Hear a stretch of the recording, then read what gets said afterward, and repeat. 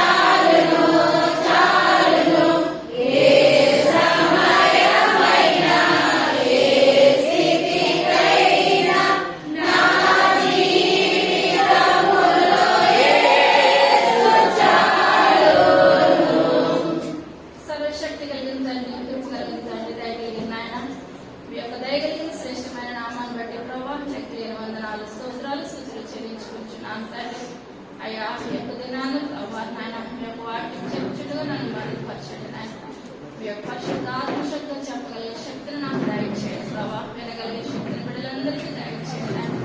ఎందువల్లంటే మీ వాక్యంతో కడగబడాలి నాయన, ప్రార్థనలో కడగబడాలి తండ్రి.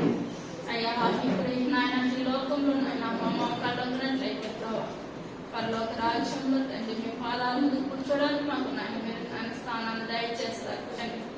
ఆ సంఘం మీ మాట వింటుంది, మీకు లోబడుతుంది ప్రభావ. మీకు నిత్య రాజ్యంలో మా అందరికీ స్థానాన్ని దయచేయండి. మీకు లోబడే జీవితాలు దయచేయండి. వాక్యం చెప్తున్న దుష్టుడే మాత్రం వెలుబడి చేయండి. ప్రతి ఒక్కరికి వినగలిగే చెవులు, గ్రహించగలిగే హృదయాలు ప్రతి ఒక్కరికి దయచేయండి. త్వరగా రాబోచ్చు యేసయ్య నామములో పెట్టుకుంటున్నాము తండ్రి. చదువుకున్నాడు మాట చెప్పండి. యాకోబు బెయేర్షెబా నుండి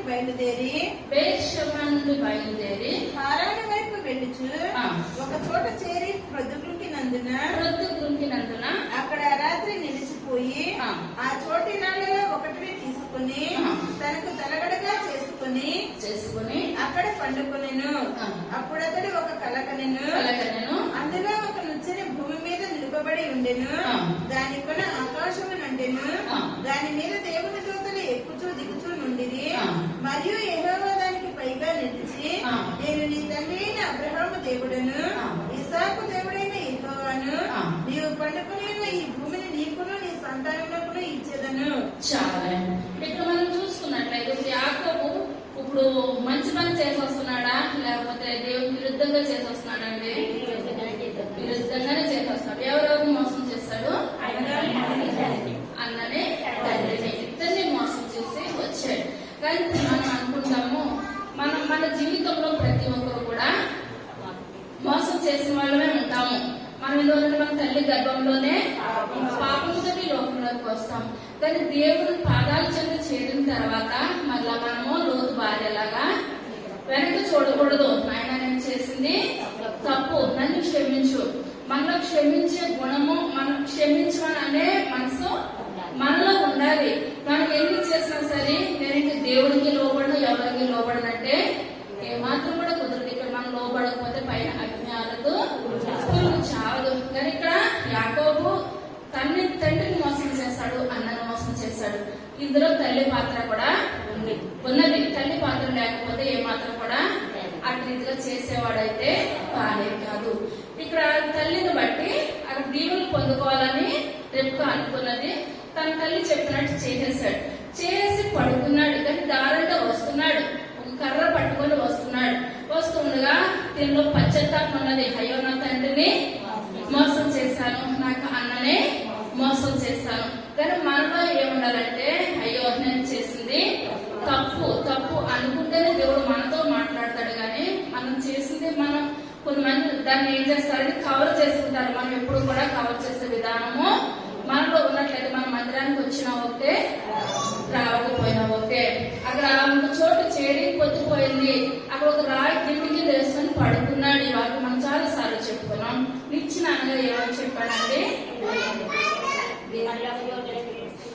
యేసయ్య, దేవుని నామాన్ని వందనాలు. నిచ్చిన అనగా ఏంటి? యేసయ్య. ఇప్పుడు నిచ్చిన మీద ఆయన ఉన్నారు. ఆయన ఉంది.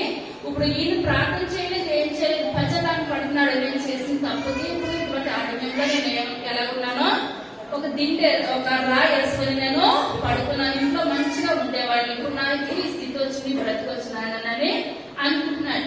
ఎప్పుడైతే మనలో పశ్చాత్తాపం కలిగిందో, దేవుడిని పిలవలేదు, ప్రార్థన చేయలేదు. కానీ దేవుడే యాకోబు దగ్గరికి వచ్చాడనమాట. వచ్చి ఇప్పుడు యాకోబు ఏమి కూడా అడగలేదు. కానీ దేవుడు అంటున్నాడు యాకోబు తోటి, నీకు నేను ఏం చేస్తాను? నీ సంతానాన్ని ఆశీర్వదిస్తాను, నీ సంతానాన్ని సాక్ష్యంగా ఇచ్చేస్తాను. ఇప్పుడు మనం గంటల కొలిచి మన దేవుడి మందిరంలోకి వచ్చిన కానీ ఒకటే ప్రార్థన చేస్తాము.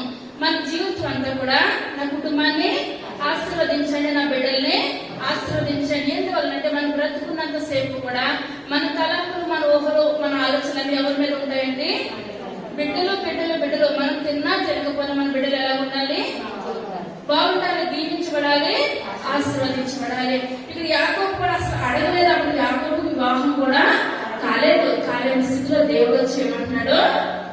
నిన్ను ఆశీర్వదిస్తాను, నీ సంతానాన్ని ఆశీర్వదిస్తాను, నీ సాక్ష్యాలు కూడా నేను దయచేస్తాను. దేవుడే మాట్లాడుతున్నాడు. తర్వాత ఈ సంతానం భూమి మీద లెక్కకు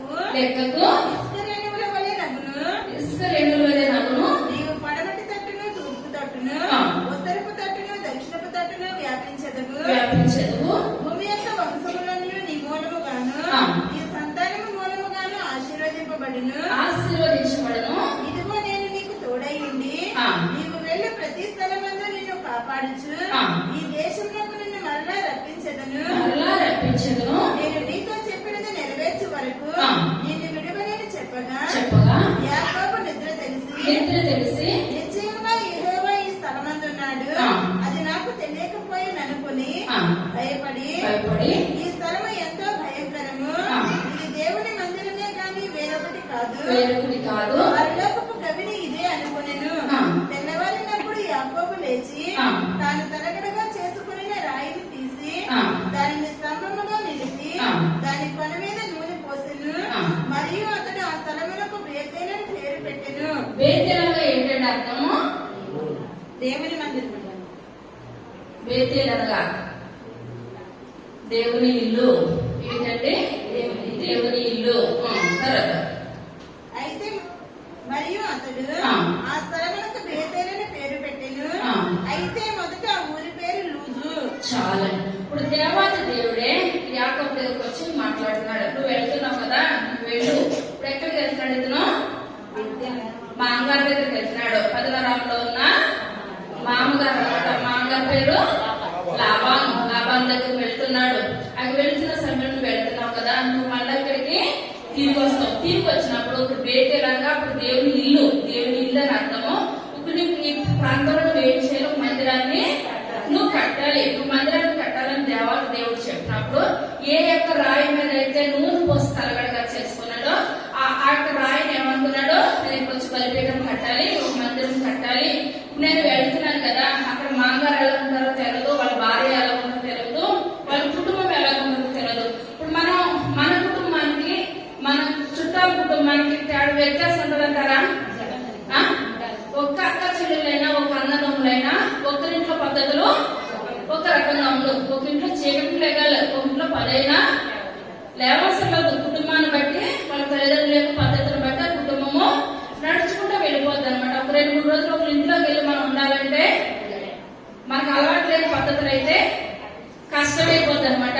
మనకు సంవత్సరాలు అంటే సరిపోతుంది. కానీ ఇక్కడ చూసుకున్నట్లయితే యాకోబు అనుకుంటున్నాడు, నా తల్లి దగ్గర కాబట్టి బయట తిరిగి వచ్చిన నాకు దీవులు ఇప్పించేస్తుంది, అన్ని ఇప్పించేసింది. నేను వేరే ఇంటికి వెళ్తాను, వాళ్ళ కుటుంబం మనుషులు ఎలా ఉంటారో తెలియదు, వాళ్ళ పద్ధతులు ఎలా ఉంటాయో తెలియదు, వాళ్ళ జీవిత విధానం ఎలా ఉంటుందో తెలియదు. నేను అక్కడికి వెళ్తున్నాను కనుక నన్ను మీరు ఏం చేయాలి ప్రభా, మీరే చెప్పాడు ఆశీర్వదిస్తానని ఆశీర్వదించాలి. మళ్ళీ తిరిగి వచ్చిన తర్వాత ఈ ప్లేస్ లో నేను ఏం కడతాను, ఒక మందిరాన్ని కడతాను అని అనుకున్నాడు. మనము కూడా అనుకుంటాము, ఇరుకులు ఉన్నప్పుడు, ఇబ్బందులు ఉన్నప్పుడు, వ్యాధులు ఉన్నప్పుడు దేవుడు మనల్ని ఏం అడగడు. దేవుడు కావాలంటారా? అవసరం యాకోబు దగ్గరికి వచ్చి యాకోబు అంటే బాబు కాలేనప్పుడే నిన్ను ఆశీర్వదిస్తాను, నీ బిడ్డలను ఆశీర్వదిస్తాను, నీ పిల్లలందరికీ కూడా స్వాచ్ఛాలు అనగా ఇల్లులే, ఆస్తులు, అంతస్తులు అన్ని నేను దయచేస్తాను దేవుడే అని చెప్పాడు. దేవుడే చెప్పినప్పుడు ఇప్పుడు ఒక మందిరాన్ని నేను కడతానని అన్నాడు. కడతానని అన్న తర్వాత ఏంటంటే అవసరాన్ని బట్టి మందిరాన్ని కడతానని అంటున్నాడు. ఇవాళ నాకు వెళ్తున్నాను కదా, నా జీవితంలో ఒకవేళ మా అన్ని అక్కడ కూడా వచ్చేస్తారా, నన్ను చదివేస్తారా, నా జీవితం నా బ్రతికేటానికి పరుగులు పెడుతున్నాడు. మన జీవితాల్లో కూడా పరుగులు పెట్టేటప్పుడు కూడా కొంతమంది స్తోమతకు మించిన కోరికలు, నేను దేవునికి అది చేస్తాను, దేవునికి ఇది చేస్తానని మన దగ్గర ఏమీ లేదు.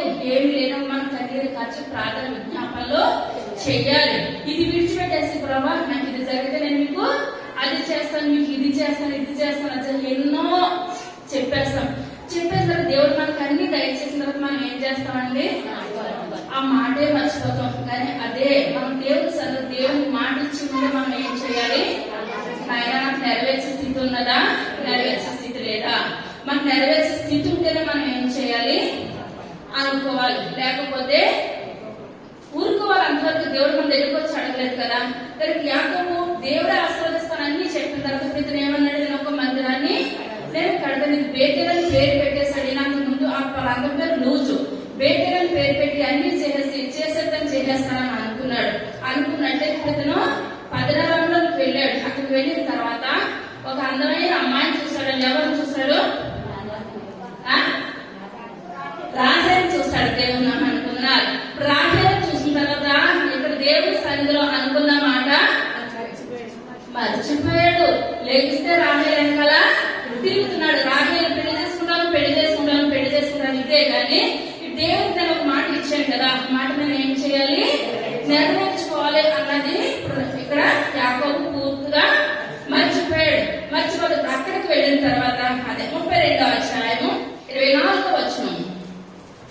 యాకోబు అక్కడ మిగిలిపోయిను. ఒక నరుడు తెల్లవారి వరకు అతనితో పెనుగులాడెను. తాను అతని గెలవకుండా చూసి తన గూటి మీద అతనిని కొట్టెను. అప్పుడు అతడు ఆయనతో పెనుగులాడట వలన యాకోబు తన గూడు వసిలెను. ఆయన తెల్లవారుచున్నది గనుక నన్ను పోనిమనగా అతడు నీవు నన్ను ఆశీర్వదిస్తేనే గాని నిన్ను పోనీయనెను. ఆయన నీ పేరేమని అడుగగా అతడు యాకోబు అని చెప్పెను. అప్పుడు ఆయన నీవు దేవునితోనూ మనుషులతోనూ పోరాడి గెలిచితివి కనుక ఇక మీదట నీ పేరు ఇశ్రాయేలే గాని యాకోబు అనబడదని చెప్పెను.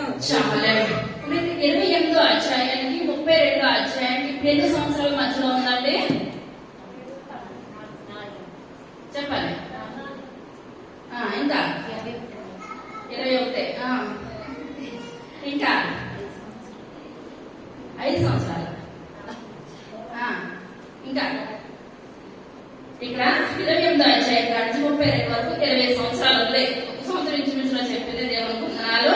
ఇప్పుడు ఎందుకంటే 32వ అధ్యాయం వచ్చినప్పటికి ఇప్పుడు మాంగారు దగ్గర కొలువు చేసేస్తాడు. 2 సంవత్సరాలు కొలువు చేసి అడిగిన తర్వాత లేయని ఇచ్చాడు. తర్వాత మరలా అడిగేటప్పటికి రాహేలు ఇచ్చాడు. ఇప్పుడు 32వ అధ్యాయం వచ్చాడు 11 మంది సంతానాన్ని కనేశాడు అనమాట. ఇప్పుడు ఇతను అక్కడ లాభానికి అక్కడ వెట్టి చాకరీ చేయడం, 10 సార్లు తన మాంగారు జీతము మార్చడము, ఆకి పశువులతోటి 2 భార్యలు 2 పత్నులు పిల్లలు కంటము, ఇదే సరిపోయింది అనమాట.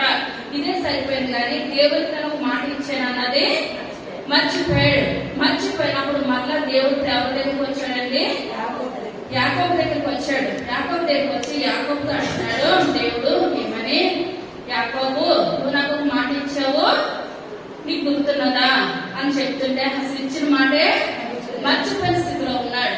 అప్పుడు అంటున్నాడు దేవాదేవుడు యాకోబు తోటి, నువ్వు బేతేలు దగ్గర ఒక ప్రమాణం చేసావు కదా, నాకు మందిరాన్ని కడతానని, ఒక బలిపీఠాన్ని కడతానని,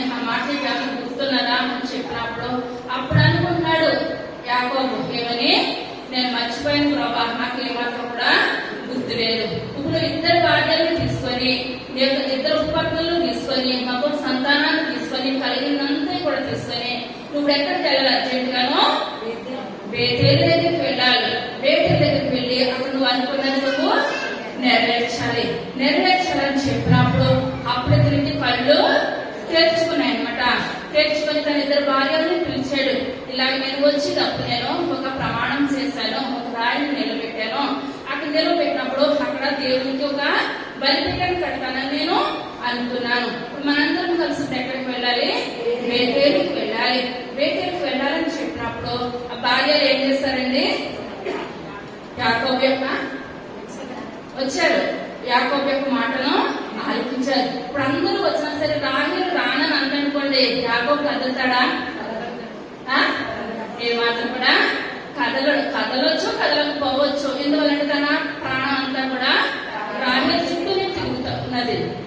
పిలిచాడు, తన భార్యను పిలిచాడు, తన పిల్లలందరినీ పిలిచాడు. పిలిచి అంటున్నాడు, ఇలాగా మీ నాన్న నన్ను చాలా మోసం చేస్తున్నాడు, 10 సార్లు జీతం మారుస్తున్నాడు, అక్కడ మంచి ఉంటేనేమో పాడి ఆవులు చాలా తీసుకుంటున్నాడు, ఎందుకు పనికిరాని నాకు ఇస్తున్నాడు, ప్రతి దాంట్లో వ్యత్యాసము చేస్తున్నాడు. కానీ యాకోబులో ఏముందంటే, యాకోబు ఎక్కడ అడుగు పెడితే అక్కడ ఆశీర్వాదం, ఎక్కడ అడుగు పెడితే అక్కడ దీవెన.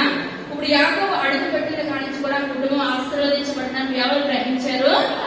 లాభాన్ని గ్రహించాడు. లాభాన్ని అంటున్నాడు, నువ్వు నా దగ్గరికి వచ్చేటప్పుడు నా ఆస్తి బహు తక్కువగా ఉన్నది, కానీ ఇప్పుడు నాకు చాలా ఆస్తి ఉన్నది. ఇప్పుడు ఆస్తి కలుగుతుంటే పాలించుకుంటాడంటారా?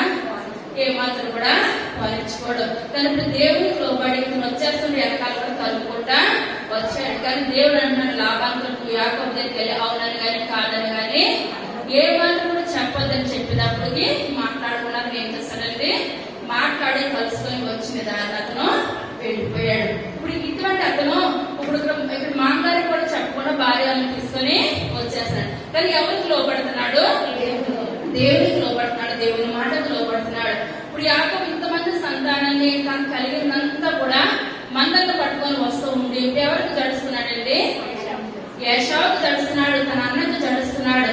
తన అన్నకు జడిసి నడుస్తూనే 7 సార్లు కిందకి నమస్కారం చేసేస్తున్నాడు. నా అన్న నన్ను చంపేస్తాడు, నా భార్యల్ని చంపేస్తాడు, నా పిల్లల్ని చంపేస్తాడు, ఇదివల్ల నేను మోసం చేశాను కదా, పశ్చాత్తాపం పడుతూనే ఉన్నాడు. పడుతూ నుండి తన భార్యని పిల్లలందరినీ ముందుకు పంపించి అక్కడ ఒక్కడే మిగిలిపోయాడు అనమాట. ఒక్కడే మిగిలిపోయి ప్రార్థన చేస్తున్నాడు. యేసయ్య పాదాలు పట్టుకుంటున్నాడు.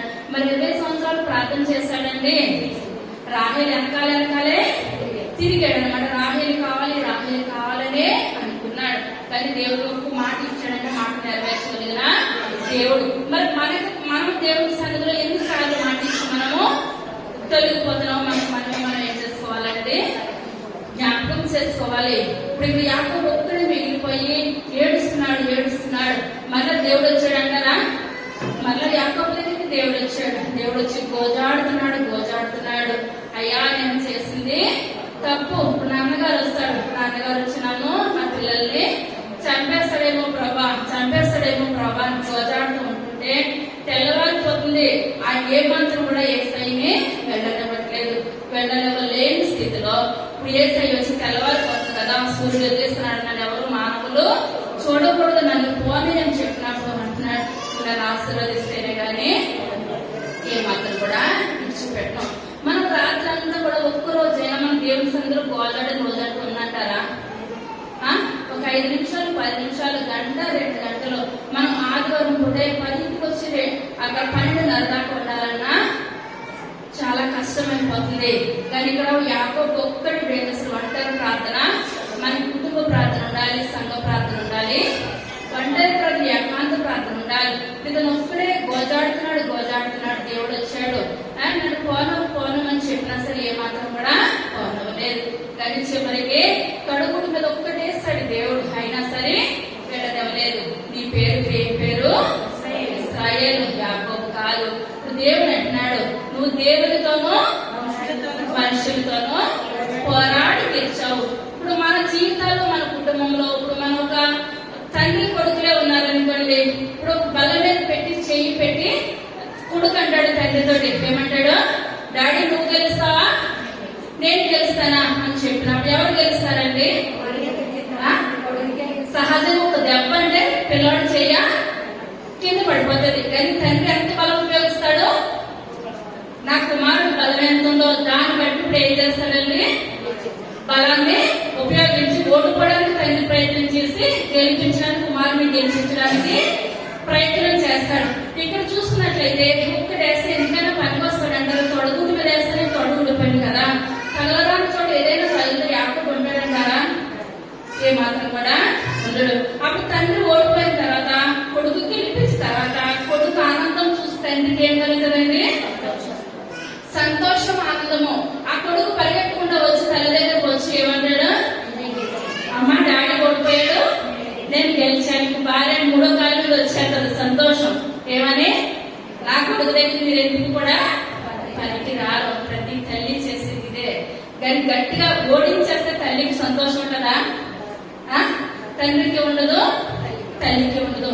కానీ మనం ఈ స్థితిలో ఉన్నామంటే, ఈ బ్రతుకులో ఉన్నామంటే ప్రతి నిమిషం కూడా మన తండ్రి ఓడిపోతూ ఉన్నాడు, మనల్ని గెలిపిస్తున్నాడు. ప్రతి విషయంలో కూడా మనకి ఎన్ని కష్టాలు రాని, నష్టాలు రాని, ఏ పూటైనా మనకి బియ్యం లేవు, తినడానికి లేదు అన్న స్థితి ఎవరికైనా ఉంచాడంటారా దేవుడు? ఆకాశ పక్షులు కూడా ఆయన పస్తుంచే దేవుడు అయితే ఎంత మాత్రమే కూడా కానే కాదు. మన జీవితం ఎందుకు పనికిరానది, మన బ్రతికి ఎందుకు పనికిరానది, కానీ మన పిల్ల తరతరాలు ఆశీర్వదించడానికి దేవాదేవుడు ఎల్లప్పుడూ కూడా మనకు తోడై ఉన్నాడు, నీడెత్తున్నాడు. ఇక్కడ చూసుకున్నట్లయితే అక్కడ యాకోబు అంటున్నాడు, ఇశ్రాయేల్ గా మారిపోయిన తర్వాత తన పాపాలన్నీ ఒప్పుకుంటున్నాడు. తన పాపాలన్నీ ఒప్పుకొని వీళ్ళందరూ కూడా కలిసి బయలుదేరి వచ్చేసారు. 35వ అధ్యాయము మొట్టమొదటి వచనం. దేవుడు యాకోబుతో, నీవు లేచి బేతేలునకు వెళ్ళి అక్కడ నివసించి నీ సహోదరుడైన యాషావు ఎదుట నుండి నీవు పారిపోయినప్పుడు నీకు కనబడిన దేవునికి అక్కడ బలిపీఠమును కట్టుమని చెప్పగా, యాకోబు తన ఇంటి వారితోనూ తన యొద్దనున్న వారందరితోనూ మీ యొద్దనున్న అన్య దేవతలను పారవేసి మిమ్మల్ని మీరు శుచిపరుచుకుని ఈ వస్త్రములను మార్చుకొనుడి. మనము లేచి బేతేలునకు వెళ్ళుదము. నా శ్రమ దినము నాకు ఉత్తరమిచ్చి నేను వెళ్ళిన మార్గంలో నాకు తోడై ఉండిన దేవునికి బలిపీఠమును అక్కడ కట్టెదనని చెప్పాను. వారు తమ యొద్దనున్న అన్య దేవతలన్నిటినీ తమ చెవులనున్న పోగులను యాకోబునకు అప్పగింపగా, యాకోబు షెకెము దగ్గరనున్న మస్తకి వృక్షము క్రింద వాటిని దాచిపెట్టెను.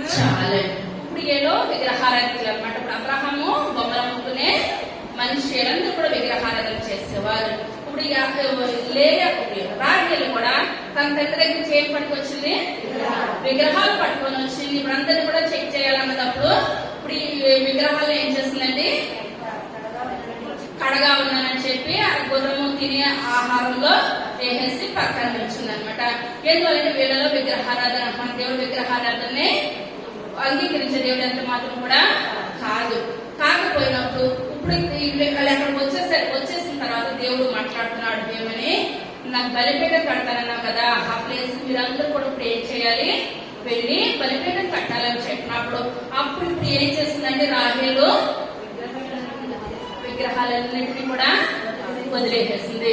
మన విగ్రహాలు పాపమన్నీ కూడా వదిలితేనే మనం ఏం చేస్తామండి? దేవునికి దగ్గరగా ఉంటాము. మనలో పాపం ఏది వదలకపోతే దేవునికి ఏమాత్రం కూడా దగ్గరగా ఉండే స్థితి మనకి ఎంత మాత్రం కూడా రాదు. మనం తెలుసో తెలుగు అపరాధాలు చేయొచ్చు, పాపాలు చేయొచ్చు, కానీ నాయన ఏ మాత్రం కూడా నేను ఏ విషయంలో కూడా మీకు నేను బాధ పెట్టే స్థితి నాకు వద్దు ప్రభా. తెలవు ఎంతకాలం నేను చేశాను, తెలిసి నేను ఏం చేస్తాను? నేను మంచిగా జీవిస్తాను. ఇప్పుడు కుటుంబంలో ఉన్న వాళ్ళందరూ కూడా విగ్రహాలు పాడవేసి ఇప్పుడు ఇశ్రాయేలు ఏదైతే చెప్పాడో దాన్ని చేయడానికి వీళ్ళందరూ కూడా సిద్ధంగా ఉన్నారు. ఈ కుటుంబం అంతా ఈ కొడుకు ఎక్కడికి వెళ్తున్నారండి? దేవునికి బలిపీఠం కట్టడానికి బేతేలుకి వెళ్తుంది. మనం కూడా దేవుని సన్నిధానికి వచ్చామంటే వచ్చాము, వెళ్ళానంటే వెళ్ళానని అనుకుంటున్నామా? మనలో అబద్ధాలనే విగ్రహారాధన ఉన్నదా? నోరెత్తిన బూతులనే విగ్రహారాధన మనలో ఉన్నదా? ఇంకా రకరకాల ఏదైనా సరే విగ్రహారాధనతో సమానం. మనం ఎన్ని విడిచిపెట్టుకోవాలి? మనం ఎక్కడికి రావాలి? దేవుడి మందిరానికి. మనం దేవుడి మందిరానికి వచ్చినప్పుడు చాలా పరిశుద్ధంగాను, యథార్థంగాను, న్యాయంగాను మనం వచ్చినట్లయితే దేవుడు మన ప్రార్థన ఆలకిస్తాడు, అంగీకరిస్తాడు. ఇప్పుడు యాకోబు ముఖ ముఖాముఖిగా ఎవరిని చూశాడండి? దేవాది దేవుడు చూశాడు, కలుసుకున్నాడు. తన జీవితాన్ని తన బ్రతికిని కూడా పరిపూర్ణంగా కూడా మార్చేస్తున్నాడు. మీరు కొంతమందిని చెప్పగలుగుతారా దేవుడి ముఖాముఖిగా చూసి తన జీవితంలో ఎంత తెరకుండా సరిపెట్టుకున్న వాళ్ళు? మోషే చెప్పాలి. దావీదు ముఖాముఖిగా చూడాలి. ముఖముఖి చూసి ఏం సరిపెట్టుకున్నారు? పాపను ఒప్పేసుకోవాలి. సమరీ స్త్రీ ఉంది. సమరీ స్త్రీ దేవుని దగ్గరికి, దేవుడే సమరీ స్త్రీ దగ్గరకు వచ్చాడా? సమరీ స్త్రీ దేవుడి దగ్గరకు వచ్చిందా? దేవుడే సమరీ స్త్రీ దగ్గరకు వచ్చాడు. సమరీ స్త్రీ దగ్గరకు వచ్చినప్పుడు ఆ సమరీ స్త్రీ ముందు అన్నది, నువ్వు యూదుడు కదా, యూదులకి మాకు ఏమాత్రం కూడా సాంగత్యం లేదు. ఇప్పుడు దేవుడు మాట్లాడుతున్నాడు, నువ్వు ఇచ్చిన నీళ్లు దాహం కొట్టారుగా, నేను ఇచ్చిన నీళ్లు ఏమాత్రం కూడా దప్పిగా కొనరని చెప్పినప్పుడు ఆమె ఏమని మాట్లాడుతుందండి? నువ్వు మెస్ అయివే. ముందేమన్నది? నువ్వు యూదుడు కదా అన్నది. ఇప్పుడు ఏమన్నది? మెస్ అన్నది. 5 పెనిమిట్లు ఉన్నారు. ఆడవాళ్ళు కూడా ఈ పెనిమిట్ అయితే ఎంత మాత్రం కూడా కాదని ఎప్పుడైతే చెప్పిందో ఆ కొండను అక్కడే విడిచిపెట్టేసి పట్టణంలో ఊరంతటిని కూడా రక్షించింది. ఇంకొకరు చెప్పగలుగుతారా?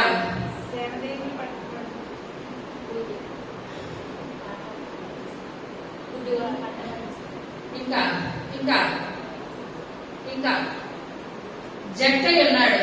జక్కయ్య దగ్గర దేవుడు వెళ్ళాడు. దేవుడి దగ్గర జక్కయ్య వచ్చాడా? దేవుడే జక్కయ్య దగ్గరికి వచ్చాడు. జక్కయ్య దగ్గర వచ్చినప్పుడు జక్కయ్య, నువ్వు త్వరగా మేడి చెట్టు దిగమన్నప్పుడు తొందరగా మేడి చెట్టు దిగిపోయాడు. దిగిపోయిన తర్వాత ఇప్పుడు దేవుణ్ణే ఇంటికి తీసుకొని వెళ్ళాడు. ఇంటికి తీసుకొని వెళ్ళిన తర్వాత జక్కయ్యలో గొప్ప మార్పు వచ్చింది. మార్పు వచ్చి ఏమంటున్నాడు?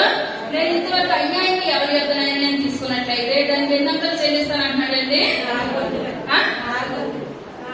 4 వంతులు చెల్లించేస్తాను నేను. ఇంకే మాత్రం కూడా నాకు అన్యాయం సొమ్ము నాకు వద్దు. నేను ఇప్పుడు దేవునితోటే నడుస్తాను, దేవునితోటే నేను జీవిస్తాను. ఎప్పుడైతే జీవిస్తానని చెప్పాడు, దేవుడు ఏమని చెప్పాడు? నీవు అబ్రహాము కుమారుడివే, దేవుడు నామానికి పొందనాలు. మన పాపాలు ఒప్పుకోకుండా మనం దేవుని సంఘానికి వచ్చినట్లు దేవుడికి మనకు సాంగత్యం ఉంటుందంటారా? ఇంకేం మాత్రం కూడా ఉండదు. మనం ఇంకొకరు చెప్పగలుగుతారా? చల్లగా ఉన్న పిల్లలు కూడా చల్లగా ఉన్నారు.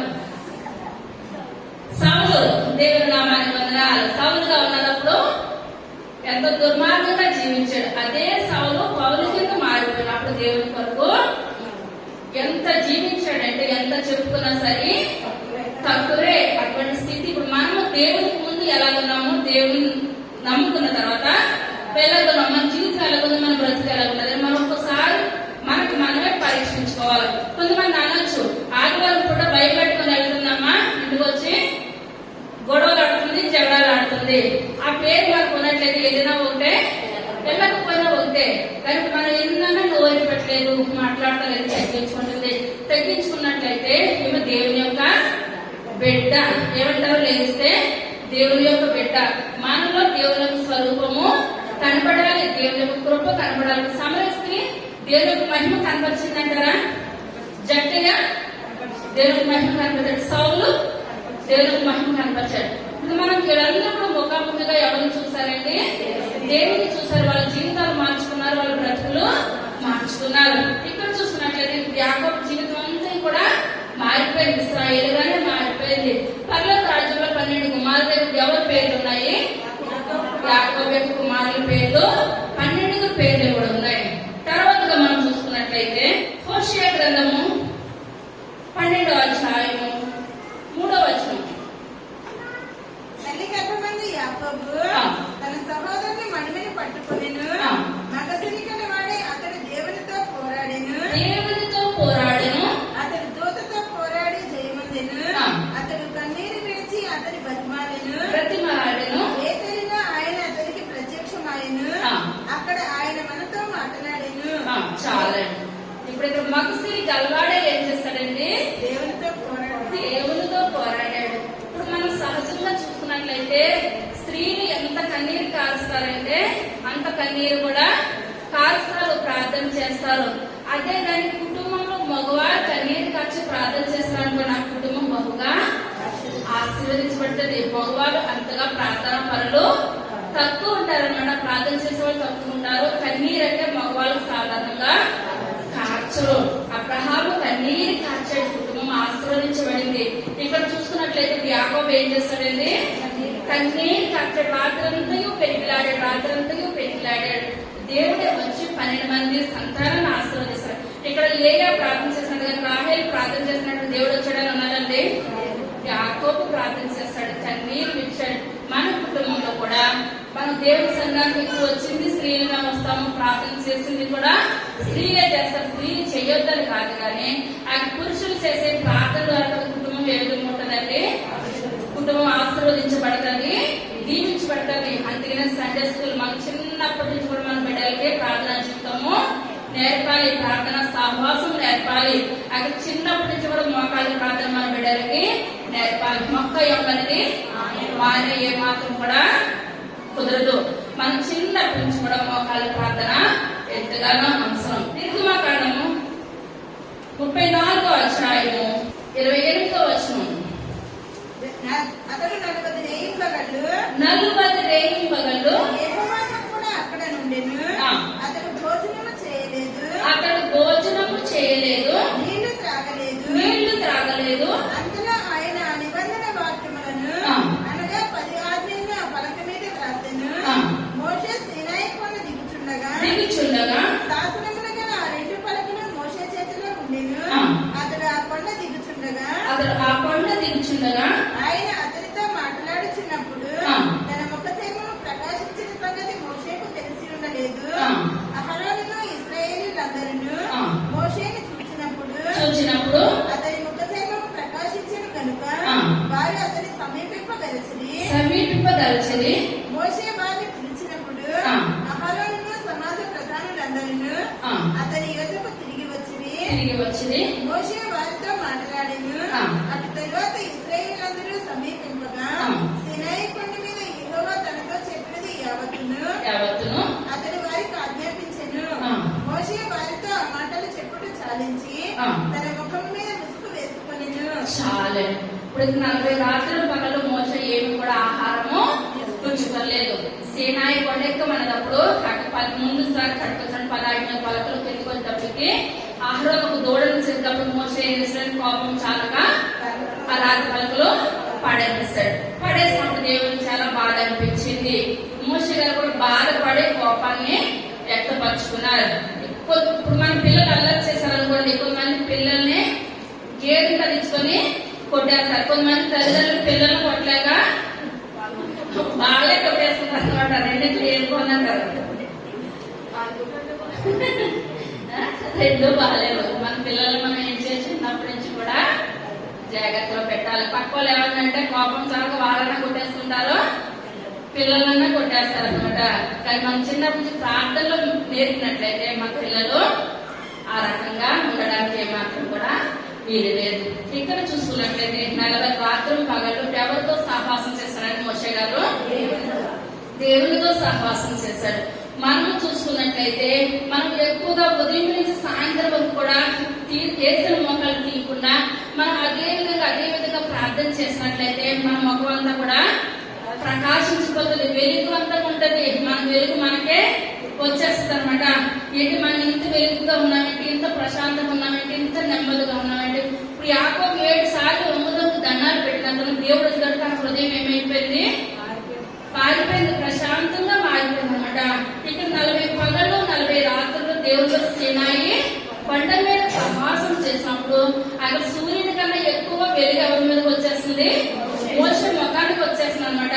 ఇప్పుడు ఆ రాత్రి పగలు పట్టుకొని అక్కడ సీనాయి కొండ నుంచి మోషే దిక్కుండా కిందకు వచ్చేసినప్పుడు తనకి వెలుగు మోషేకి ఏమాత్రం కూడా అర్థమవుతలేదు. కిందకు వచ్చి చూసేటప్పటికి మన వేసవకాలం ఉందనుకోండి, డైరెక్ట్ గా సూర్యుని చూడగలుగుతామా? 7-8 గంటలకే మన సూర్యునకు వెళ్తుంది, చూడలేము. ఇంట్లో ఉన్న వేడినే మనము తట్టుకోలేము. కనుక ఆ సూర్యుని కన్నా తేజస్సైన దేవుడితో ఉన్నాడు, సహవాసం చేశాడు.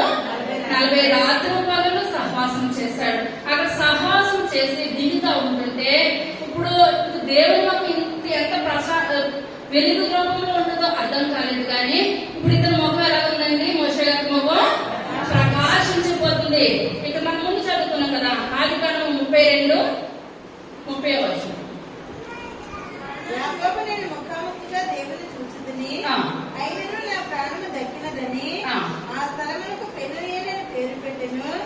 అతడు పెనుయేలు నుండి సాగిపోయినప్పుడు సూర్యోదయం ఆయను. చాలండి. ఇప్పుడు ఏంటంటే ఎప్పుడైతే తొడగుడ్డు వచ్చిపోయిందో అక్కడ సూర్యుని కన్నా తేజస్సారి ఎప్పుడైతే ముఖాముఖిగా ఎవరిని చూసాడండి యాకోబు? దేవాది దేవుడు చూసాడు. అతనిలో మగలో ఏమైపోయింది? కాంతి వచ్చేసింది అనమాట. ఆ సూర్యుడు ఉదయం చేశాడు, ఆయన ముఖంలోనూ తేజస్ వచ్చేసింది. ఇక్కడ చూసుకున్నట్లయితే అక్కడ అహరోను చూస్తున్నారు, మిగిలిన వాళ్ళందరూ కూడా పలకలు పట్టుకొని మళ్ళీ దిగుకుంటూ వస్తున్నాడు. మోషే గారు దిక్కుంటూ వస్తూ ఉంటే ఆ ముఖాన్ని చూసినప్పుడు ఎవరిని చూడలేకపోతున్నారు? మోషే గారిని చూడలేకపోతున్నారు, అహరోను చూడలేకపోతున్నారు. పక్క పక్కన అనుకుంటున్నారు. ఇలా మోషే గారు ముఖముఖంగా వచ్చేస్తూ ఉంటుంటే వాళ్ళు ఏం చేస్తున్నారంటే వెలిగి తట్టుకోలేక పక్కకే వెళ్ళిపోతున్నారు. వెళ్ళిపోతూ ఉండగా ఆ విషయం ముందు ఎవరికి అర్థం కాలేదు? మోషే గారికి అర్థం కాలేదు. ఇప్పుడు తర్వాత అయ్యా నీ ముఖం చూస్తుంటే మేము ఏం తట్టుకోలేకపోతున్నాము? వెలుగు కూడా తట్టుకోలేకపోతున్నాం అని చెప్పినప్పుడు ఆ మోషే గారి ముఖానికి ఏం వేసుకున్నారండి? ముచ్చుక వేసుకున్నారు. దేవుని నామానికి వందనాలు. ఇప్పుడు ఎందువల్లంటే మనము ప్రార్థన చేస్తాం, కూర్చున్న కానించి ప్రభువా నా బిడ్డలకు అది దయచేయి, నా బిడ్డలకి ఇది దయచేయి, అది ఇవ్వాలి, ఇది ఇవ్వాలి, అది ఇవ్వాలి, ఇది ఇవ్వాలి. ఒక 5 నిమిషాలు మళ్ళీ ఇస్తే సరిపోతుంది. 6 నిమిషంలో ఆమెనని పైకి లేచిపోతాం. అలా కాదు, మనం పసుపుకుంటా దేవుడు మన పట్ల చేసిన మేలుని మనం ఏం చేయాలండి? జ్ఞాపకం చేసుకోవాలి. ప్రభా నాకు ఏ స్థితి లేదు అని, నా స్థితికి మించిన కృప నాకు మీరు దయచేస్తారయ్యా, మీకు వందనాలు. మీకు స్థుతులు చెల్లించడానికి కూడా ఏమాత్రం కూడా నాకు ఎటువంటి అర్హత కూడా లేదు. నన్ను ఈ స్థితిలో నిలబెట్టవయ్యా. అక్కడ నన్ను పోషిస్తున్నావు, నా కుటుంబాన్ని పోషిస్తున్నావు. మనం ఇలా స్థుతులు చెప్పిన తర్వాత మన ఇంటి పరివారం గురించి, మన సంఘం గురించి, అందరి గురించి ప్రార్థన చేసిన తర్వాత మన గురించి మనం ఏం చేయాలండి? ప్రార్థన చేస్తాం. మన కుటుంబానికి మనకే సమయం ఉండదు కదా ఇదంతా చేయాలంటే. కానీ దాన్ని చేసే వాళ్ళ ముఖాలు ఎలా ఉంటాయండి? ఆశీర్వదించబడతాయి, దీవించబడతాయి, ప్రకాశవంతంగా అయిపోతుంది. ఇప్పుడు అందరూ అంటారు మోషే గారు మీ ముఖం మేము చూడలేకపోతున్నాం, మోషే గారు మీ ముఖం మేము చూడలేకపోతున్నాం అని చెప్పినప్పుడు ఆయన ముఖాన్ని ఆయన ఏం చేస్తున్నారండి? ముచ్చుకు వేసుకున్నారు. తర్వాత ఆయన మోషే యెహోవాతో మాట్లాడుటకు ఆయన సన్నిధిని ప్రవేశించినది మొదలుకొని అతడి వెలుపలికి వచ్చే వరకు ఆ ముసుగు తీసివేశాను. అతడి వెలుపలికి వచ్చి తనకు ఆజ్ఞాపింపబడిన దానిని ఇశ్రాయేలులతో చెప్పెను. మోషే ముఖసర్వం ప్రకాశింపగా ఇశ్రాయేలు మోషే ముఖమును చూసిరి. మోషే ఆయనతో మాట్లాడుటకు లోపలికి వెళ్ళు వరకు తన ముఖము మీద ముసుగు వేసుకొనెను. చాలా మాట్లాడాలంటే ఎలా మాట్లాడుతున్నారు? ముసుగు లేకపోతే మోషే గారితో వీళ్ళు మాట్లాడలేకపోతున్నారు. కానీ అంత సహవాసం చేయాలంటే ఇప్పుడు మనం డైలీ ఒక టైం అని మనం పెట్టుకోవాలి. నేను ఉదయం 9 గంటల నుంచి 8 గంటల వరకు నేను ప్రార్థన చేస్తాను, లేదా 10 గంటల నుంచి 8 గంటల వరకు నేను ప్రార్థన చేస్తాను. మనం ఒక టైం అంటే మనం పెట్టుకున్నట్లయితే మనమైన ఆలస్యంగా వస్తాం, కానీ మనకన్నా ముందు ఆ ప్లేస్ లోకి దేవుడే వచ్చి కూర్చుంటాడు అనమాట, మనతో సహవాసం చేస్తాడు. ఇప్పుడు ఆదాము అవ్వ దగ్గర చల్లపోవడం డైలీ కూడా ప్రతిదినము ఆయన వచ్చి ఆదాము అవ్వతోటి ఆయన స్నేహం చేసేవాడు, సహవాసం చేసేవాడు. ఎందువల్లంటే మన దేవుడు నమ్మదగిన దేవుడు, నిజమైన దేవుడు. మన దేవుడితో మనం సహవాసం చేసినట్లయితే ఆయన మోషే ముఖం ఎలాగ మారిపోయిందో ముఖాముఖిగా చూసుకున్నప్పుడు మన ముఖాలు కూడా అటుగా మారడానికి దేవుడు అవకాశం ఇస్తాడు. ఎప్పుడైతే మన ముఖాల్లో అంతా వెలిగి వచ్చిందో మన కుటుంబంలో ఏముండదండి? చీకట్లు ఉండవు, అనారోగ్యాలు ఉండవు, బాధలు ఉండవు, ఇరుకులు ఉండవు, ఇబ్బందులు ఉండవు. సమస్య అన్నదే మన కుటుంబంలో ఎంత మాత్రం కూడా లేనే లేదు. తర్వాత మనం చూసినట్లయితే ఎస్తేరు గ్రంథము 5వ అధ్యాయము మొట్టమొదటి వచనం. 3వ దినమందు ఎస్తేరు రాజభూషణములు ధరించుకుని రాజనగరి యొక్క ఆవరణలో రాజు సన్నిధికి వెళ్లి నిలిచెను. రాజనగరి ద్వారంలోకి ఎదురుగానున్న రాజావరణంలో తన రాజాసనము మీద రాజు కూర్చుని ఉండెను. రాణి అయిన ఎస్తేరు ఆవరణంలో నిలవబడి ఉండుట రాజు చూడగా ఆమె యందు అతనికి దయ పుట్టెను. చాలండి. ఇప్పుడు ఎస్తేరు ఏం చేయాలి? యూదులకు గొప్ప ఆపద సంభవించినప్పుడు అంటే అక్కడ ముద్దకైతే అంటే తన చిన్నంతటి అయ్యా రాజుగారు అనుమతించిందే నాకు వెళ్ళడానికి ఏమాత్రం కూడా నాకు అర్హత లేదు. కానీ నేను దేవుని ప్రార్థన చేసి వెళ్తాను. 3 దినాలు మీరు కూడా ఏం చేయాలి? ఉపవాసం ఉండి ప్రార్థన చేయండి. నేను కూడా ఉపవాసం ఉండి ప్రార్థన చేస్తాను. మనందరం కలిసి మనందరం ప్రార్థన చేసినప్పుడు నేను రాజుగారి దగ్గరికి వెళ్తాను. నేను చనిపోయినా చనిపోతాను, కానీ దేవుని నామము మహిమపరచబడాలి, యూదులందరూ కూడా దీవించబడాలి, ఆశీర్వదించబడాలి అని ఎస్తేరు చెప్పి 3 దినాలు ప్రే చేసినదమ్మా. ఉపవాసం ఉండి కన్నీరు కార్చి ప్రార్థన చేసింది. ఎప్పుడైతే ప్రార్థన చేసిందో 3 దినాలు ప్రార్థన చేసి తన భర్త దగ్గరికి వెళ్ళి నిల్చుంది. రాజుగారికి ఇప్పుడు ఏం కలిగిందండి? దయ కలిగింది. మన ప్రార్థన బట్టి ఎదుటివారికి ఏం కలగాలి? దయ కలగాలి. మన దేవుడు చేయలేని కార్యం అంటే ఏది కూడా లేదు. కానీ మన ప్రార్థన అటు రీతిగా లేకపోయినందుకు మనకి ఎదుటివాళ్ళు మనం ఎలా కనిపిస్తున్నామో, ప్రార్థన లేకపోతే మనం ఎవరితో సమానము? సాతానుతో సమానము. సాతాను తలుపులు వేసేసుకుంటారు అనమాట. అదే ప్రార్థన మనలో ఉందంటే మనకన్నా ముందుగా మనకు వెలిగి ఎక్కడికి వెళ్ళిపోతుంది?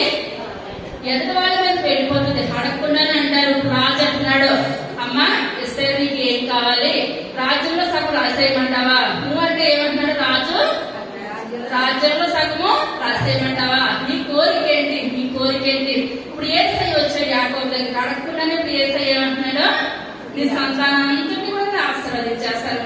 ఇప్పుడు ఇక్కడికి ఎస్తే ఒక భార్య భర్త ఇప్పుడు ఏమంటున్నాడో ఎస్తే తోటి, నీకేం కావాలి? రాజ్యంలో సగం రాసి చేయమంటావా? ఇదే మాట. మనం ఎవరితో సహవాసం చేస్తున్నాము? దేవునితో సహవాసం చేస్తున్నామా? 3 దినాలు ప్రార్థన చేసిన ప్రార్థనా పదాలుగా జీవించింది. అంటే ప్రార్థన చేసిన ప్రార్థన రూపంతో వెళ్ళినప్పుడు అక్కడ తన భర్త మాట్లాడుతున్నాడు. మనం ఏం చేయాలండి? దేవునితో సహవాసం చేయాలి, దేవునితో జీవించాలి. ఈ లోకంలో నరులు నమ్ముకుని కంటే యెహోవాను ఆశ్రయించిన మేలు. రాజులను నమ్ముకుని కంటే యెహోవాను ఆశ్రయించిన మేలు. మనం ప్రతి విషయంలో కూడా మనం ఏం చేయాలి? యెహోవాను ఆశ్రయించాలి. దేవుని కన్నా మనకి లోకంలో ఎక్కువైనట్టు ఏ మాత్రం కూడా లేదు. మనం అతిశయిస్తున్నామండి. ఎవరిని బట్టి మనం అతిశయించాలండి? దేవుని బట్టి అతిశయించాలి. కీర్తన గ్రంథము 32వ అధ్యాయము 8వ వచనం. నీకు ఉపదేశము చేసేదను, నీకు నడవవలసిన మార్గంలో నీకు బోధించెదను, నీ మీద దృష్టించి నీకు ఆలోచన చెప్పేదను, బుద్ధి జ్ఞానము లేని గుర్రము వలెనైనను నీకు ఉపదేశము చేసేదను, నీవు నడవవలసిన మార్గంలో నీకు బోధించెదను. చాలా మనం నడవలసిన మార్గం ఎవరు బోధిస్తారో? దేవుడు బోధిస్తాడు. మనకేమి తెలవట్లేదా? ప్రభా, మన పితరుల ముఖాలు వెలుగుతోటి ఎలా తేజరిల్లిపోయో నా ముఖం కూడా అలా తేజరిల్లాలని మనం ప్రార్థన చేసినట్లయితే మనకు నడవలసిన మార్గం ఎవరు తెలియపరుస్తారండి? దేవుడే. మనకి ఏమి అందరితో మన బైబిల్ పట్టుకొని మనం కూర్చోవాలి. ప్రభా, మా పితరులతో మాట్లాడావయ్యా. యాకోబు ఎంతో కష్టాల్లో నుండి ప్రార్థన చేశాడు. మీరే యాకోబు దగ్గరకు వచ్చారు. యాకోబు దగ్గరకు వచ్చినట్టు ఆయన ముఖం ఎలాగైపోయింది? ప్రకాశించిపోయింది అయ్యా. అంత కుటుంబం పిల్ల తరాలు దీవించబడి ఆశ్రయించబడి. మోషే గారు 40 దినాలు 40 రాత్రులు 40 పగలు మీతో సహవాసం చేశాడు. మోషే ముఖం ఎలాగైపోయిందండి? మొగలు ముచ్చుకేసుకుంటారా? లేదు, ముచ్చుకు వేసుకోకపోతే ఇప్పుడు అక్కడ ఏముంది? ప్రజలతో వాళ్ళు మాట్లాడలేకపోతున్నారు అనమాట. మాట్లాడలేక ముచ్చుకేసుకున్నారు అనమాట. మోషే ముఖం ఎలాగైంది? ప్రకాశించిపోయింది. 3 పగలు 3 రాత్రులు ఎక్కువ ఉండడానికి సమయం లేదు అక్కడ ఎస్తేరు గ్రంథంలో. ప్రార్థన చేస్తే తన భర్త దగ్గరికి వచ్చాడు. తన భర్త ఇప్పుడు ఎస్తేరు ముఖం ఎప్పుడైతే ప్రకాశించిందో తన భర్త ఏమంటున్నాడు? నీకేం కావాలి? రాజ్యంలో సగం రాసేమంటావు. మనం చిన్నప్పటి నుంచి ప్రార్థన చేస్తాం. నాకు అది కావాలన్నా ఇది కావాలన్నా. మనం జరుగుతుందంటారా? జరగట్లేదు. అంటే మనం ఎంత చేస్తున్నాం ప్రార్థన? ఎంత చేస్తున్నాం? ఏమడుగుతున్నాం? రోజంతా కంప్యూటర్ చేయడం దాకా చేస్తే డ్యూటీలు డబ్బులు ఎంత వస్తాయి? మనం కూర్చొని 5 నిమిషాలు మనం ఎంత అడుగుతున్నాం? అది మనం పరీక్ష చేసుకున్నట్లయితే మనం అడుగుతామంటారా? ఏ మాత్రం కూడా అడగము. మన జీవితం ఎంత, మన బ్రతికెంత, మన ముందు సహవాసం చెయ్యాలి. ఇప్పుడు మనం ఎవరితో సహవాసం చేసి మన జీవితం వాళ్ళకి తెలవాలి, వాళ్ళ జీవితాలు మనకి తెలవాలి. తెలిసిన తర్వాత అప్పుడు నాకు సహాయం చేస్తారని అడిగినప్పుడు, అయ్యో ఇన్ని రోజుల నుంచి మనం చూస్తున్నాం కదా, చెయ్యొచ్చు. మళ్ళీ వాళ్ళు ఏం చేస్తారు? మనకు తిరిగి ఇచ్చేస్తారు అని అనుకుని సహాయం. కొత్తగా వచ్చి రోడ్డు కనుక ఏమన్నా సహాయం చేయంటే చేస్తారంటారా? మనం కూడా దేవుడు కొత్తగా హాయ్ బాయ్ ఆదివారం ఏదో కాసేపు కూర్చొని మనకు అది కావాలి ఇది కావాలి మనం జరుగుతుంటారా? మన దేవుడితో మనం ఏం చేయాలి? నిత్యము కూడా సహవాసం చేయాలి. ఆ సహవాసం చేసినప్పుడు మన మొక్క ఎలా ఉండాలి? ప్రకాశించాలి. ఎప్పుడైతే ప్రకాశించిందో సైతానికి మన జీవితంలో చోటు లేదు. ఇప్పుడు చీకటి సంబంధం వెలుగు సంబంధం సాతాను చీకటి సంబంధం వెలుగుకి చీకటికి ఏమాత్రం కూడా పొందలేదు. ఇప్పుడు మన దేవుని బిడ్డలు అయినప్పుడు సాతాను మనతో ఏమన్నా పొంతలు ఉంటుందా? ఏమాత్రం పొందలేదు. ఇప్పుడు పొంతలు ఉండదు కనుక దేవుడు మన పక్షాన్ని వ్యాధి పడతాడు. కానీ మన సాతానికి తక్కువ దేవునికి తక్కువ అనమాట. అటు ఇటు కాకుండా ఏమైపోతాము? మధ్యలో చాలా కుటుంబాలు ఏమైపోతున్నాయి? నలిగిపోతున్నాయి. ఇటు విగ్రహారాధన ఉండదు, ఇటు దేవుడు కూడా ఉండదు. ఇప్పుడు రెండు లేకపోతే మనకి ఏమిటంటారు? ఇప్పుడు విగ్రహారాధన లేదు, దేవుడి కన్నా మనం ఏం చేయాలి? దగ్గర అవ్వాలి. కానీ అటు ఇటు కాకుండా ఉన్న జీవితాలు ఎందుకు కూడా పనికిరాని జీవితాలు అయిపోతాయి అనమాట. న్యాయాధిపతుల గ్రంథము 6వ అధ్యాయము మొట్టమొదటి వచనం. ఇశ్రాయేలు యెహోవా దృష్టికి దోషులైనందున యెహోవా 7 ఏళ్ల వారిని మిద్యానీయులకు అప్పగించెను. మిద్యానీయుల చెయ్యి ఇశ్రాయేలు మీద హెచ్చాయను గనుక వారి మిద్యానీయుల ఎప్పుడు నిలువలేక కొండలనున్న వాగులను గుహలను దుర్గములను తమకు సిద్ధపరచుకునిరి.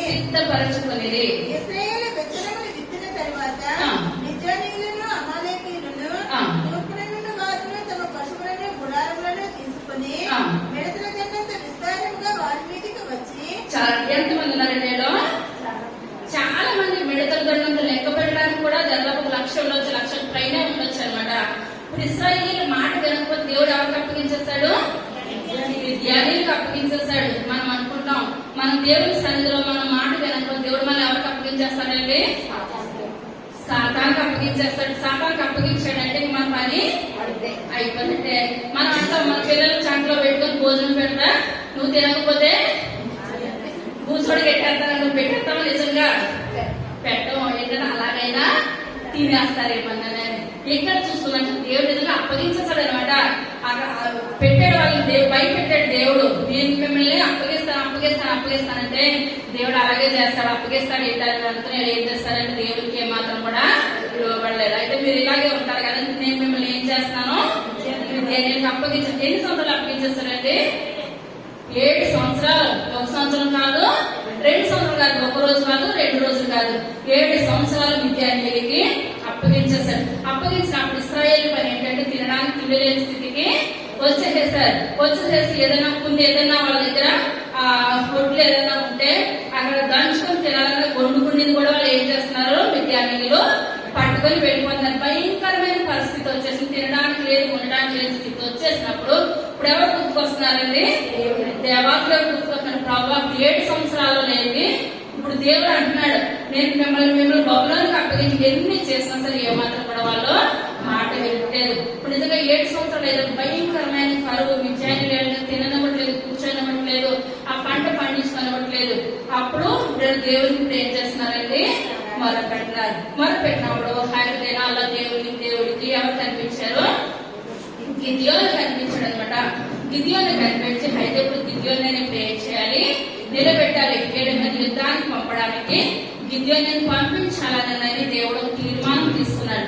అదే అధ్యాయం సమయం తొందరగా చదవండి. 6వ అధ్యాయము 11వ వచనం. యెహోవా దూత వచ్చి అబీయెజ్రీయుడైన యోవాషునకు కలిగిన ఒఫ్రాలోని మస్తకి వృక్షం కింద కూర్చుండెను.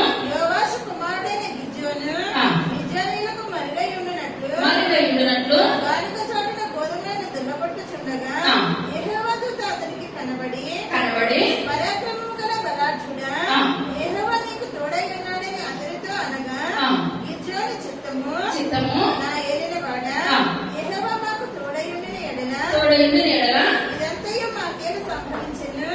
యెహోవా ఐగుప్తుల నుండి మమ్మల్ని రప్పించినని చెప్పుచు మా పితరులు మాకు వివరించిన ఆయన అద్భుత కార్యములన్నీ ఏమాయను? యెహోవా మమ్మల్ని విడిచిపెట్టి మిద్యానీయుల చేతికి మమ్మల్ని అప్పగించినని అతనితో చెప్పెను. అంతటి యెహోవా అతని తట్టు తిరిగి బలము తెచ్చుకుని వెళ్ళి మిద్యానీయుల చేతిలో నుండి ఇశ్రాయేలును రక్షింపుము.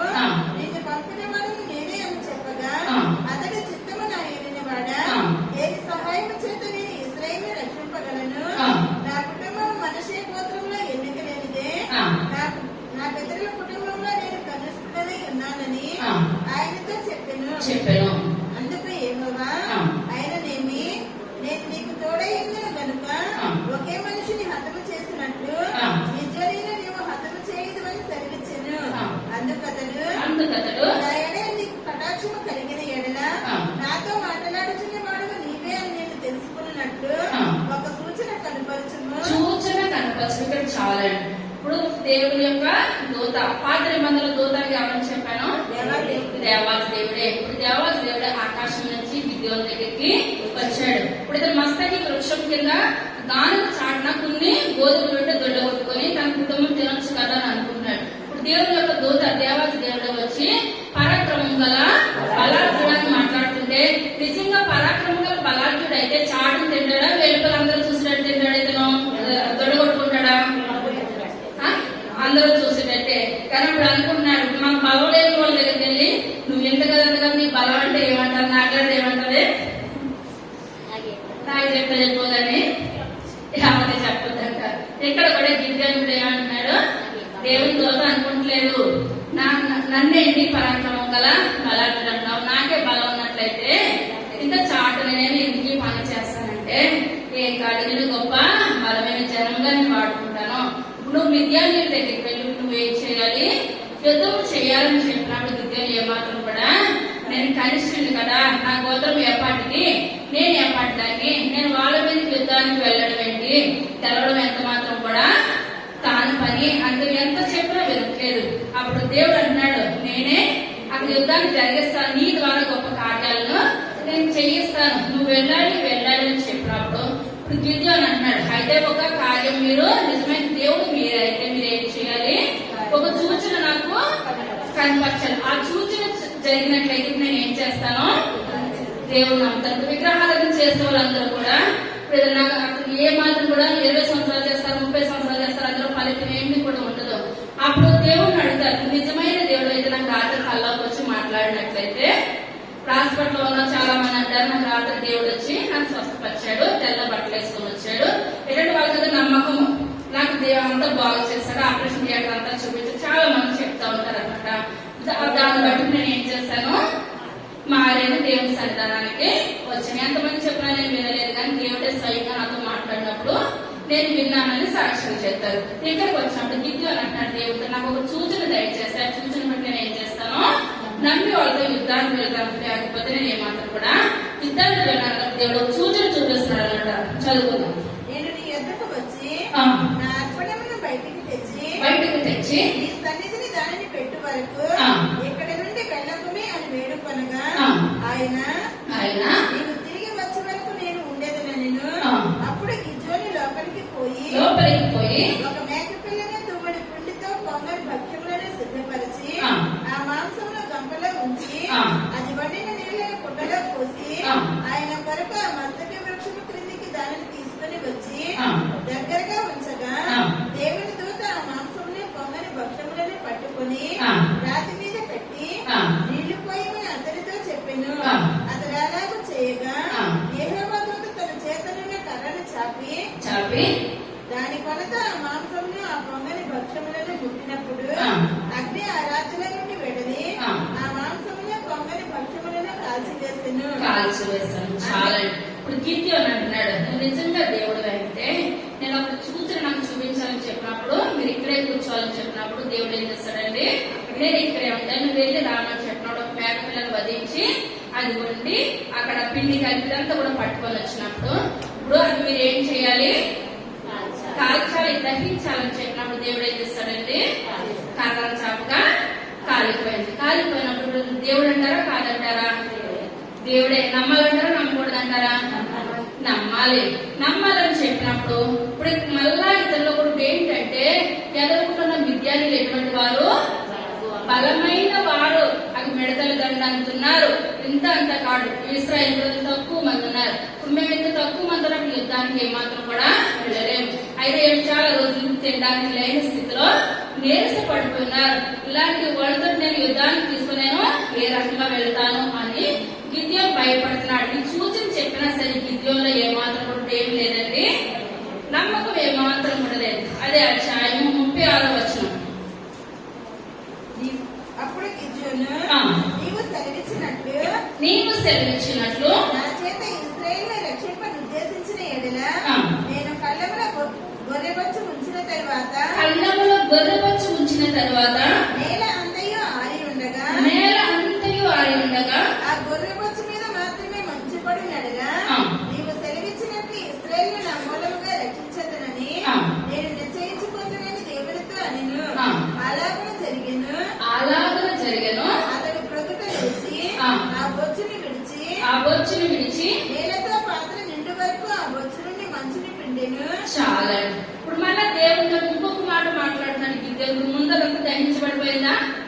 దహించబడిపోయింది. అయినప్పుడు గిద్యోనుకు ఏమి లేదు, నమ్మకం లేదు, భయపడుతున్నాడు. నేను వాళ్ళతో యుద్ధానికి వెళ్తే గెలుస్తాను గెలవను అని అనుకొని అంటున్నాడు, ప్రభా మళ్ళీ నేను ఇంకొక సూచన మిమ్మల్ని అడుగుతాను, ఆ సూచన మీరు చేసినట్లయితే దాని ప్రకారం నేను ఏం చేస్తాను, యుద్ధానికి వెళ్తాను, లేకపోతే ఏ మాత్రం కూడా వెళ్ళని చెప్పినప్పుడు దేవుడు అంటున్నాడు, నువ్వేం సూచన అడుగుతావో సూచన అడుగు, దాన్ని బట్టి నేను చేస్తానని చెప్పినప్పుడు గిద్యోను గొర్రె బచ్చును పట్టుకొని వచ్చి ఇప్పుడు ఏమంటున్నాడు, రాత్రి అంతా కూడా గొర్రె బచ్చుని ఒక నేల మీద పెడతాను, నేల మీద పెట్టినప్పుడు ఏమవ్వాలి, ఈ గొర్రె బచ్చు తడిసిపోవాలి, మంచుతో నేల అంతా కూడా ఒక మంచు కూడా నేల మీద పడద్దు, రాత్రి అంతా కూడా గొర్రె బచ్చు అలాగే ఉంటుందని చెప్పినప్పుడు ప్రతి సాతాను అయితే నువ్వు మారితే మాకు లేకుండా లేదు నీకు నమస్కారం అని వెళ్ళిపో. సాతాను కూడా శక్తులు చేస్తారు, ఎందువల్లంటే యోగుని శరీరవంతం కూడా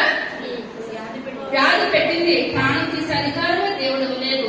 ఎందువల్లంటే ఇప్పుడు రాళ్ళ రొట్టెలుగా దేవుడి దగ్గరికి వచ్చి నేను ఆకలి కొంటున్నావు, రాళ్ళని ఏం చేస్తాను, రొట్టెల కింద మారుస్తానని. ఇప్పుడు ఈ లోకంలో దేవుడు ఉన్నాడన్నది ఎంత నిజమో సాతాను ఉన్నాడన్నది కూడా అంతే నిజం. మన బలహీనతలు, బాధలు, ఇరుకులు, ఇబ్బందులు పెట్టేదంతా కూడా సాతానే.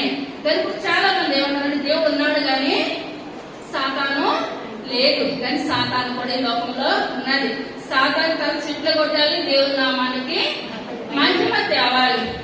దేవుడు ప్రతిదీ కూడా నేనున్నాను గిద్యోను అని అక్కడ మేకపోచ్చును ఒక బయట పెట్టినప్పుడు, ఒక ఆరిని నేల మీద పెట్టినప్పుడు మేకపోచ్చు అంతా ఏం చేసిందంటే రాత్రికి తడిచి ముద్దయిపోయింది. ఆ చుట్టూ ఉన్న ప్రాంతం అంతా కూడా పొడిగా ఉన్నది.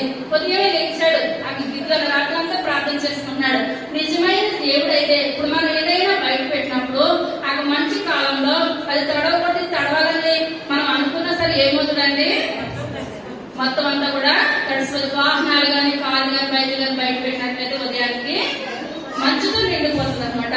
కానీ ఇక్కడ చూసుకున్నట్లయితే గిద్యోను ప్రొద్దునే లేస్తాడు, బయటకు వెళ్ళి చూసినప్పటికీ ఆ మేకపోచ్చి ఏం చేసింది, తడిచిపోయినది, నేలంతా కూడా ఆరిపోయినది.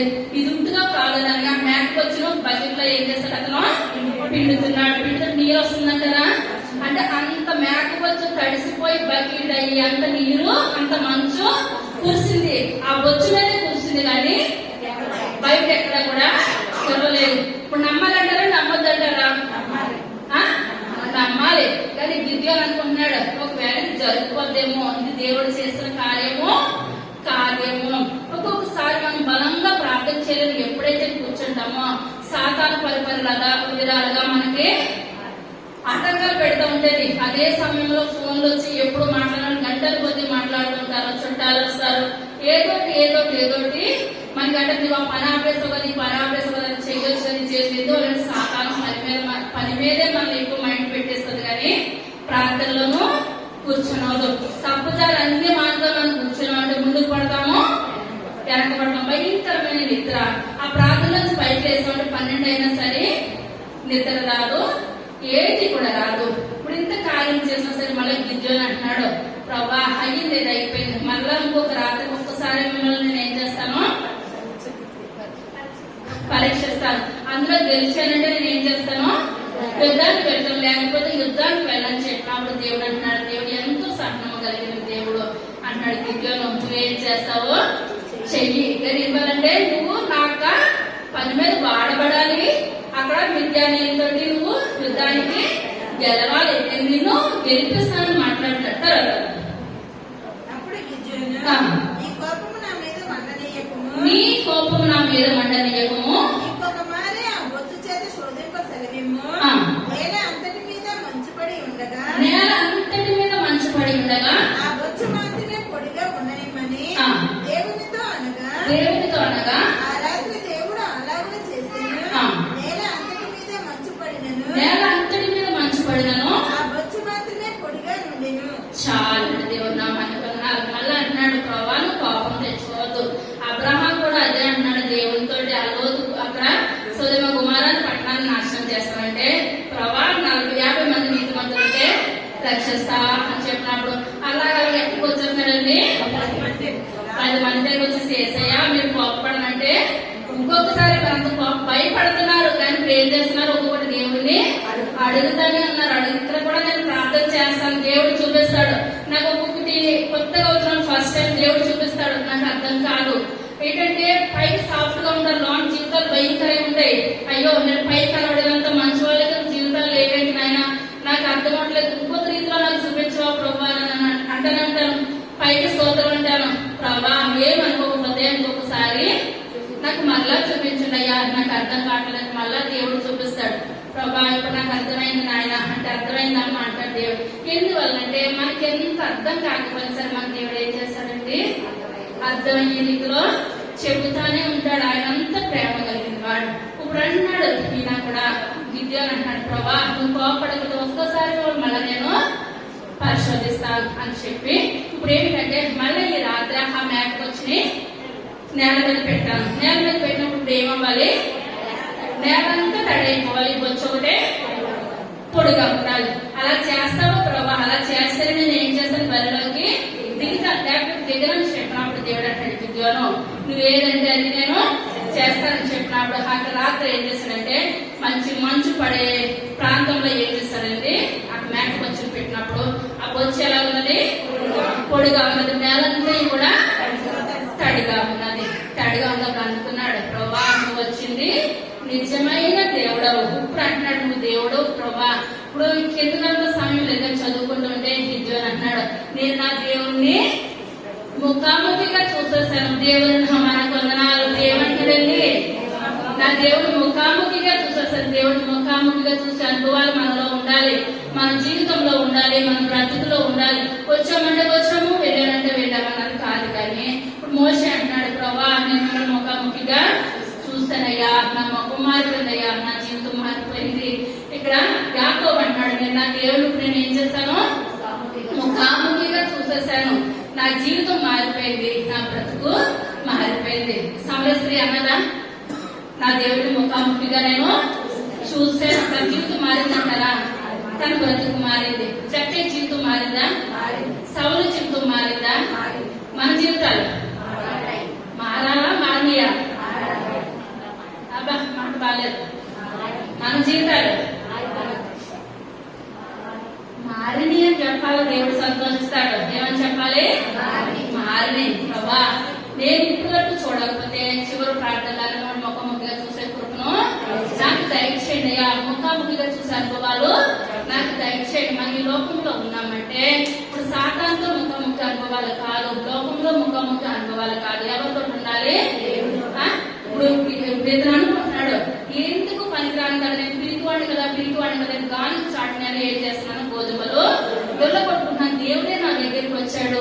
నాకు స్థితి అంత మాత్రమే, నా బ్రతుకు కూడా అంతంత మాత్రమే. ఇప్పుడు నేను దేవుడి ముఖాముఖిగా నేను చూశాను.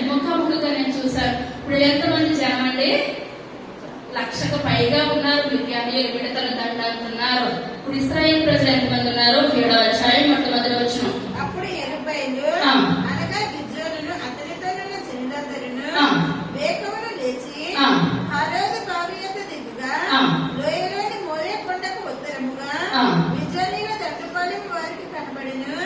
యెహోవా నీతోనున్న జనులు ఎక్కువ మంది, నేను వారి చేతికి మిజ్జనీయులను అప్పగింపతగదు. ఇశ్రాయేలు నా బాహుబలము, నాకు రక్షణ కలుగు చేస్తుందని అనుకుని నా మీద అతిశయించుతారేమో. కాబట్టి నీవు ఎవడు భయపడి వణుకుచున్నాడు, వాడు త్వరపడి గిలాదు కొండ విడిచి తిరిగి వెళ్ళవలనని జనులు వినినట్లుగా ప్రకటించమని గిద్యోనుతో సెలవిచ్చెను. అప్పుడు జనులలో నుండి 22,000 మంది తిరిగి వెళ్లిపోయింది. చాలండి. ఇప్పుడు గిద్యోనుకి సూచనలు ఇచ్చాడు కాబట్టి గిద్యోను బలంగా నిల్చున్నాడు. ఇప్పుడు మిగిలిన వాళ్ళందరూ కూడా ఏదో మనం జనం తక్కువ ఉన్నాము, వాళ్ళు మిడతలు దండంటున్నారు, వాళ్ళతో మనం ఏమాత్రం కూడా యుద్ధానికి వెళ్ళలేమని అనుకుంటున్నాం. అదే గొలియాతు ఎంతమంది వెళ్ళారండి యుద్ధానికి, ఒక్కడే దావీదు చిన్న వయసులో వెళ్ళాడు. కత్తులతో కరాటాలతో వెళ్ళాడా, వడిసెల రాయితో 5 గులకాలు పట్టుకుని వెళ్ళాడు. 5 గులకాలు ఎందుకు పట్టుకుని వెళ్ళాడని చెప్పాను, 5 సర్దారులు దేవుని నామానికి ఉన్నారు. సర్దారులు ఎంతమంది అండి, 5. ఒక్కొక్కరికి ఒక్కొక్క రాయి చొప్పున పట్టుకొని వెళ్ళాడు. ఇక్కడ ఉన్నట్లయితే భయపడిన వాళ్ళందరూ కూడా వెనక్కి వెళ్ళిపోమని చెప్పినప్పుడు ఎంతమంది వెళ్ళిపోయారు, 22,000 మంది వెళ్ళిపోయారు. 22,000 మంది వెళ్ళిపోయారు. ఎంతమంది మిగిలి ఉన్నారు, 10,000 మంది మిగిలి ఉన్నారు 4వ అధ్యాయంలో. ఆ నీళ్లు కుక్కతో గతికినట్టు గతకమని చెప్పినప్పుడు ఆ 300 మందే గతికారు. మిగిలిన వాళ్ళందరూ కూడా నిలబడిపోయారు. అందులో వాళ్ళకి ఏముంది? భయం ఉన్నది. అనుకున్నాడు గిద్యోనికి, ఏంటి ఇంకా జనం తగ్గిపోతారంటే దేవుడు అంటాడు గిద్యోను, ఈ 300 మందితో నేను ఏం చేస్తాను? యుద్ధాన్ని జరిగిస్తానని చెప్పినప్పుడు ఇప్పుడు 300 మంది కత్తులతోటి కరాటలతో వెళ్ళారంటారా? దివిటి కొండ పట్టుకొని వెళ్ళినప్పుడు ఎవరికి గొప్ప విజయం వచ్చింది? ఇశ్రాయేలుకి గొప్ప విజయం వచ్చింది. ఇంతవరకు కూడా మనం అనుకుంటున్నాము నాకు విజయం కలగలేదు, నేను ఎక్కడున్నాను అక్కడే ఉన్నాను. ఎప్పుడు ఇబ్బందులు, అనారోగ్యం, బాధలు, ఇంకా చెప్పుకోలేని ఎన్నో ఉంటాయి. మనం లిస్ట్ రాయాలంటే ఎవరి కుటుంబానికి తగినట్టు వాళ్ళ కుటుంబానికి ఉంటాయి. కానీ ఎప్పుడు మనం అదే స్థితిలో మనం ఉండదు. ప్రభా ఎంత బాధలో ఉన్నాడో యాకోబు, అన్నను మోసం చేసి, తండ్రిని మోసం చేసి అసలు నిలబడలేని స్థితిలో ఉన్న యాకోబు దగ్గర దేవుడు వచ్చినప్పుడు ఆశీర్వదించలేదా? ఇప్పుడు యాకోబు కన్నా మనకి ఉండడానికి అద్దెలో సొంతలో ఏదో మనకు ఉందంటారా? తినడానికి ఉన్నది, ఉండడానికి ఉన్నది, అన్ని ఉన్నాయి. యాకోబు కన్నా మనం ఉన్నత స్థితిలో ఉన్నాము. కనుక యాకోబు ఒక్కడే మిగిలిపోయాడు. వెళ్ళినప్పుడు ఒంటరిగా మిగిలిపోయాడు. దేవుడు వచ్చాడు. వచ్చేటప్పుడు ఒంటరిగా మిగిలిపోయాడు. దేవుడు వచ్చాడు. మనం కూడా ఇంట్లో కుటుంబ ప్రార్థన ఉండాలి, సంఘ ప్రార్థన ఉండాలి, ఒంటరి ప్రార్థన ఉండాలి. ఎప్పుడైతే మనం ఒంటరిగా మనం ప్రార్థన చేస్తామో దేవుడు మన దగ్గరికి వస్తాడు. ఆయన సహవాసం చేస్తాడు, మనతో మాట్లాడతాడు. మనతో మాట్లాడినప్పుడు మనం దేవుడితో సహవాసం కలిగి ఉండి, ప్రభా నేను ముఖాముఖిగా మిమ్మల్ని చూస్తానయ్యా, నేను ముఖాముఖిగా మిమ్మల్ని నేను చూశాను ప్రభా అన్న అనుభవం మనలోకి వచ్చింది అనుకోండి, మనం లోకంలో ఎంత మంది శత్రువులు ఉన్నా సరే విజయం ఎవరిదండి? మనదే. దేవుడు మన పక్షాన యుద్ధం చేస్తాడు. మనకు విరోధి ఎవరు కూడా ఉండరు ఈ లోకంలో. మనము నిలబడాలంతవరకే, చివరి వరకు కూడా మనం గెలిపించింది దేవాది దేవుడే. మరి మనం అలా గెలిపించాలనగా అప్పుడు మనం ఏం చేయాలి? సమరస్త్రీ కొండను పడవేసినట్టు మన జీవితాలు, మన బ్రతుకులు దేవుడికి చేదైన వేరు మనలో ఏదైనా ఉన్నట్లయితే మనం ఏం చేయాలండి? ఆ వేరుని తీసివేయాలి. మనకు తెలుసు అబద్ధం ఆడుతున్నామా, మనకు తెలుసు. మనలో ఏ పాపం చేస్తున్నామో మనకు తెలుసు. ప్రభా మీకు నచ్చి కూడా నేను ఇది చేస్తున్నాను కనుక మీకు నాకు ముఖ మాట్లాడుకునే అనుభవము ఏమాత్రం కూడా లేదు.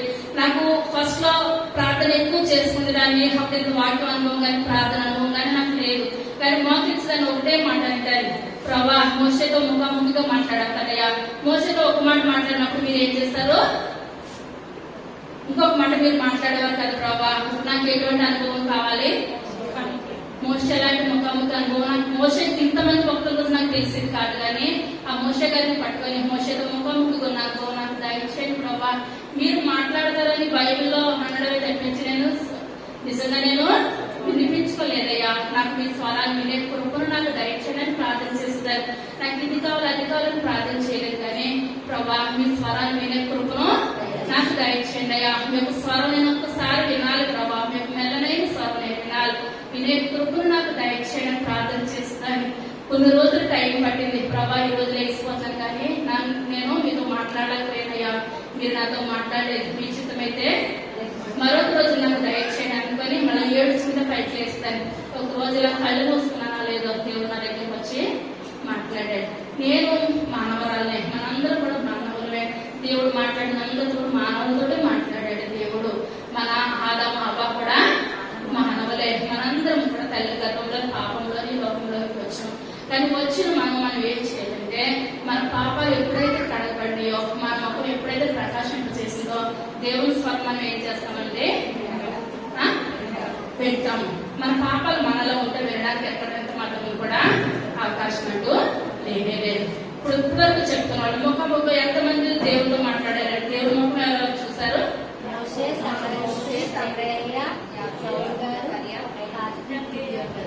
నిల్చొని చెప్పగలుగుతారా?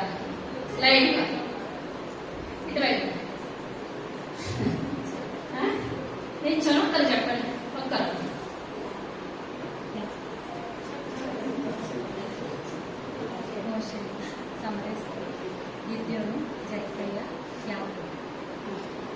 ఇంకా చెప్పండి పడతాం. సమరేశ్వరి, జకయ్య, యాకోబు, గిద్యోను గారు. ఇంకా ఇటువైపు సౌలు, ఇంకా మోషే,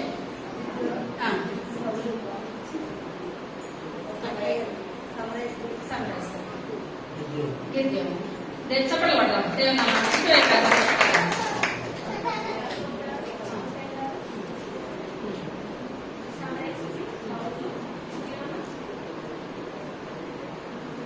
చప్పట్లు కొడదాం దేవుని నామమున. ఆయన మీ చిత్తమైతే నేను మీ ముఖంగా మాట్లాడేటప్పుడు నాకు దయచేయండి అయ్యా. వాళ్ళ ముఖాలు ప్రకాశింప చేసేవి నాయన.